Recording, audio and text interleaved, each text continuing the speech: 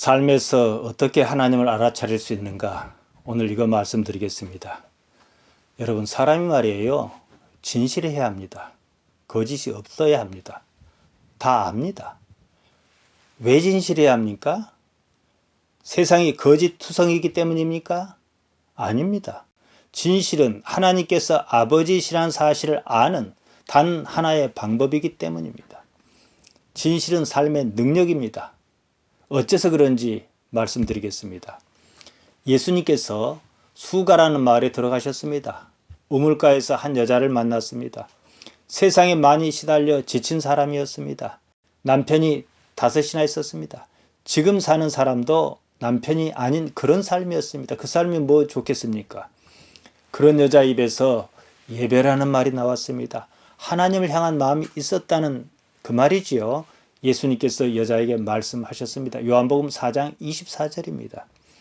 푸니마오 데오스, 하나님께서는 영이시니 카이토스 프로스 키눈타 사우톤, 그러니 거기서 경배할지니라. 어떻게 말입니까? 엔 푸니마티 카이 알레데이아 데이 프로스 큐네인, 영과 진실로 반드시 경배할지니라.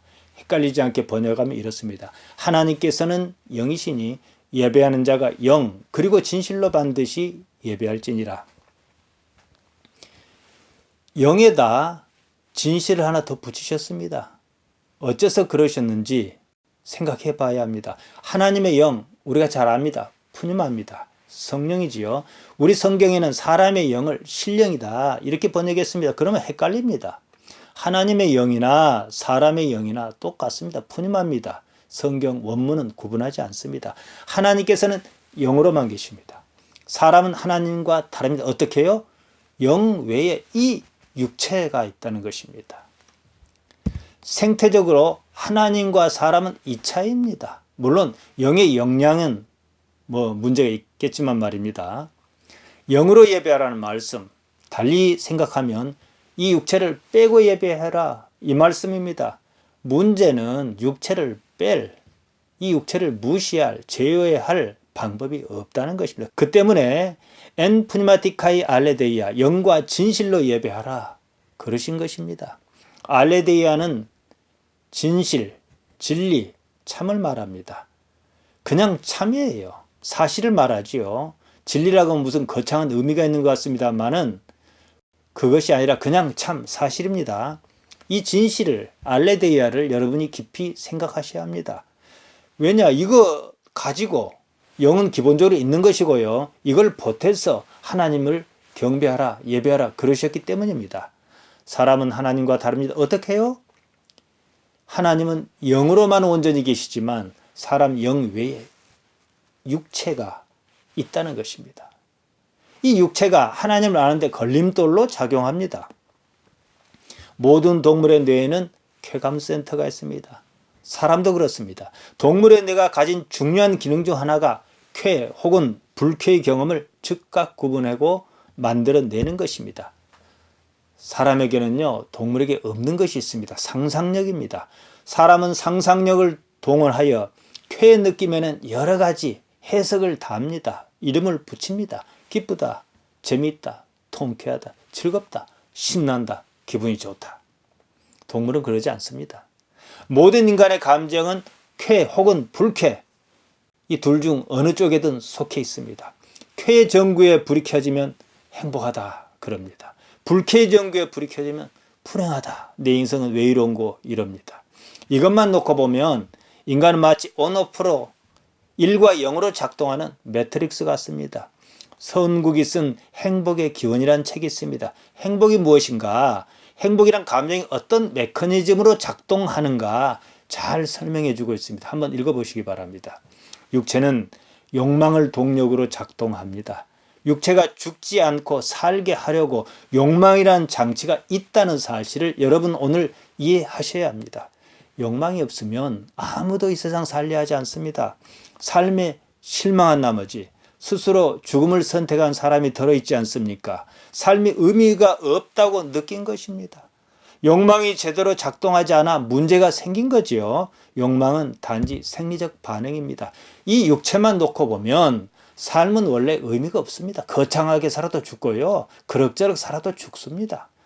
무엇을 하거나 가지고 싶다고 간절히 바라는 그것, 욕망입니다. 그것을 달성하는 순간 이 뇌에서는 쾌감 호르몬을 분비합니다. 그래서 행복하다는 감정이 생깁니다. 쾌감 호르몬이 행복감을 주는 거지요. 무엇을 해서가 아닙니다. 반대로 쾌감 호르몬을 분비하는 다른 방법이 있다고 합시다. 그것으로 얼마든지 행복감을 느낄 수 있는 겁니다. 우리 사회가 살만합니다. 그래서 그런지 마약 문제가 심각합니다. 그렇게도 하지 말라는데 어째서 마약을 하겠습니까? 마약이 쾌감 호르몬을 효율적으로 더 강력하게 분비시키기 때문입니다. 마약하는 사람을 보십시오. 대부분이 보통 사람보다는 더 가진 사람입니다. 많이 가진 만큼 마약에 대한 접근성이 더 좋다 이 뜻입니다. 그만큼 마약이 행복의 감정을 일으키는데 효과적인 뜻이다 이것이기도 합니다. 목사가 큰 돈을 밝힙니다. 자기 아들에게 세습하는 것도 마찬가지입니다. 별소리를 다 해도요. 뇌의 쾌감센터 자극이 목적입니다. 그것을 쾌감으로 느끼지 않는다면 그렇게 하지 않습니다. 그래서 육체적, 다른 말로 하면 동물적이다 이 말씀입니다. 이 육체만 놓고 봅시다. 삶은 원래 의미가 없습니다. 욕망은요. 육체를 살리려고 보이는 생리 반응에 불과합니다. 영, 푸념과는 아무런 관련이 없습니다. 욕망 가지고 영원한 세계에 갑니까? 아니지 않습니까? 육체의 일입니다. 육체의 유일한 목표가 무엇인지 아십니까, 여러분? 생존입니다. 그래서 무엇으로든 어떻게든 이 쾌감센터를 효과적으로 자극하려고 합니다. 욕망은 그것입니다. 이 점에 대하여 베드로는 이렇게 말했습니다. 베드로전서 2장 11절입니다. 사랑하는 자들아 나그네와 행인같이 너희를 권하노니 영혼을 거스려 싸우는 육체의 정욕을 제어하라. 아페케스타이 멀리하라. 톤 사르키콘 이 육체에 속한 무엇입니까? 에피디모에온 욕망을 정욕이든 욕망이든 같습니다. 영혼을 푸시케를 거스려 싸우는 스트라디온타이 싸우는 이렇습니다. 싸우다라고 번역한 스트라티오는 군대에 복무하다 이런 뜻입니다. 군대에 복무하는 것처럼 군인처럼 싸우라. 저항하라. 무엇이에요? 욕망이에요. 이렇게 생각하면 좋겠습니다. 육체의 정욕 아페케스타이 멀리하다. 톤 사르키콘 육체에 속한 욕망을 욕망 에피디미아는 사르키코스 육체에 속한 것이다. 지금 베드로가 이 말하는 거예요. 그러면 여러분이 이런 질문을 하셔야 합니다. 그러면 왜 사는 거지? 이런 삶이 어째서 있는 것이지? 이렇게 말이지요. 이런 질문조차 없다면 그만큼 육체적으로 살다 말겠다. 영원한 삶은 무슨 생각도 하지 않겠다. 이 뜻입니다. 육체는 영의 숙주입니다.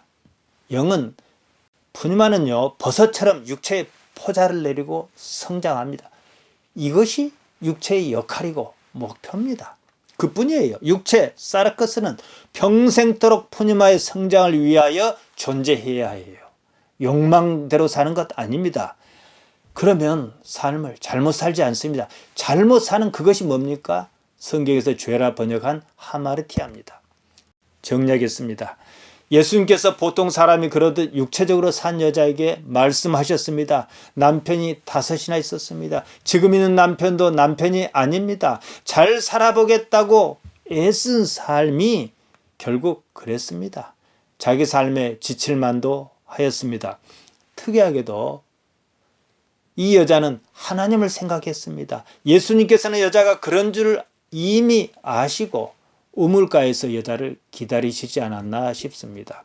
우물물은 아무리 마셔도 또 때가 이르면 결국 갈증이 올 수밖에 없습니다. 삶이 그렇다는 거지요. 하여 당신 자신을 영생하도록 솟아나는 샘물이다. 그렇게 말씀하셨습니다. 삶의 방법이 세상을 사는 방식이 바뀌어야 한다는 것입니다. 육체에 따른 삶에서 영혼에 따른 삶으로 말이지요. 예수님께서는 여자에게 하나님께 나아가는 방법을 일러주셨습니다. 하나님께서는 영이시니 너도 하나님께 영으로 나아가라. 다만 거기다 하나를 더 보태어 알레데이아로 진실로 나아가라. 이 말씀입니다. 육체는 삶의 진실을 생각하지 않습니다. 육체의 최우선 가치는 생존입니다. 무엇이 이익이냐? 그것에만 관심을 보입니다. 육체는 원래 생존을 위해서라면 거짓도 푸시도스도 마다하지 않습니다. 정욕, 에피디미아가 욕망이 그것입니다. 삶의 모든 다툼, 갈등, 불행이 이 때문입니다. 거짓으로서는 하나님께 나아갈 수 없습니다. 이 육체만이 아니면요, 여러분, 인간의 모든 불평등이 사라집니다. 진실하게 살다 보면 때로 손해가 있을 수 있습니다.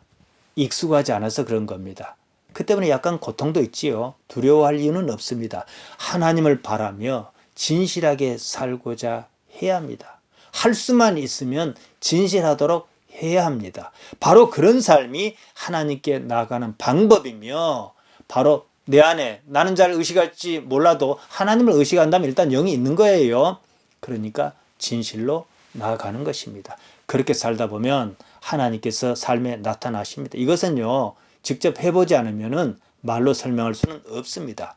여러분, 인생은 별것 아닙니다. 거짓을 온전히 벗는 과정입니다. 그래서 하나님께 온전히 들고자 하는 겁니다. 이 거짓은, 모든 거짓은 육체와 함께 죽습니다. 그때면 영과 진실, 푸뉴아와 알레데이아만 남습니다. 진실은 원래 영에 속한 겁니다. 성령이 진실하지 거짓이겠습니까? 사단을 거짓의 영, 미혹하는 영, 이러지 않습니까? 영원한 세계에서는 영이 모든 것입니다. 부활한 육체는 이런 육체가 아닙니다. 생존을 위한 거짓의 요구가 필요하지 않은 육체입니다.